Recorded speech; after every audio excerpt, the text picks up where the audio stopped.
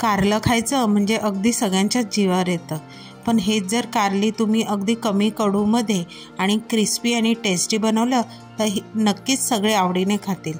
तर अशीच ही कारल्याची कुरकुरीत कापं ह्याची रेसिपी आज मी तुमच्याबरोबर शेअर करणार आहे। नमस्कार, मी उर्वी पंगत तुमच्या आमचीमध्ये तुमच्या सगळ्यांचं खूप खूप स्वागत करत आहे। तर अशी ही कुरकुरीत कारल्याची रेसिपी आपण करायला सुरुवात करूया। आता कारल्याची कापं करण्यासाठी इथे सर्वप्रथम मी पाव किलो एवढी कारली घेतलेली आहेत। कारली स्वच्छ धुवून त्याचं पुढचं मागचं टोक काढून घेतलेलं आहे। आता गोल गोल अशा पातळ त्याच्या चकत्या करायच्या आहेत। आता ह्या चकत्या केल्यावर त्यामधल्या ज्या बिया असतात त्या सगळ्या आपल्याला काढून घ्यायच्या आहेत। बिया काढून घेतल्याने काय होईल, ती कारली जी असतात ती कमी कडू लागतील। पूर्ण कडू लागणार नाही असं नाही, पण त्याचा कडवटपणा नक्की कमी होईल। आता ही छान अशी कारली बघा मी गोल चकत्या करून घेतलेल्या आहेत, बियासुद्धा काढून घेतलेल्या आहेत।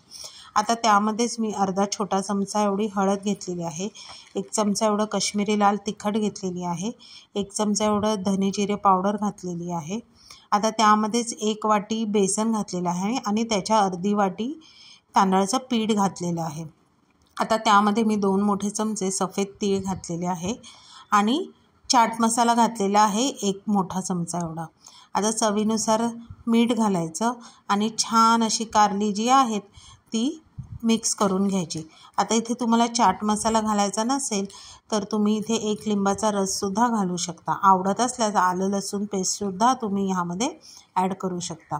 आता छान असं बाइंडिंग होण्यासाठी मी अगदी थोडंसं म्हणजे 1 चमचा एवढं पाणी त्यामध्ये शिंपडलेलं आहे आणि हे छान असं कोट करून घेतलेलं आहे। आता झाकण लावून जवळजवळ 15 ते 20 मिनटं आपण साईडला ठेवून द्यायचं आहे। आता एक 15 ते 20 मिनटानंतर कारल्याला छान असं सगळं कोटिंग बसलेलं आहे आणि आता आपण ही शॅलो फ्राय करून घ्यायची। मीडियम गॅसवर मी तेल टाकून कारली फ्राय करून घेत आहे। आता जर तुम्हाला आवडत असेल तर हे तुम्ही डीप फ्रायसुद्धा करू शकता। आता मीडियम फ्लेमवरच आपल्याला कारली जी आहे ती खरपूस अशी भाजून घ्यायची आहे। खालून छान असे शॅलो फ्राय झाले, कलर चेंज झाला की त्याला फ्लिप करायचा आणि दुसरी साईडसुद्धा छान खरपूस भाजून घ्यायची।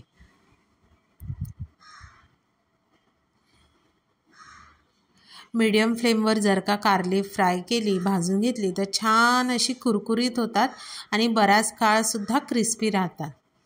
आता अशा प्रकारे ही कारली बघा आपण दोन्ही बाजूने खरपूस अशी कुरकुरीत होईपर्यंत भाजून घेतलेली आहे। आता ती टिश्यू पेपरवर काढून घ्यायची म्हणजे एक्स्ट्राचं जे काही तेल असेल ते टिश्यू पेपरमध्ये शोषून जाईल। आता अशा प्रकारे दुसरी बॅचसुद्धा आपण खरपूस अशी भाजून घेणार आहोत आणि मस्त मस्त अशी क्रिस्पी कुरकुरीत कारली खायला तयार आहेत।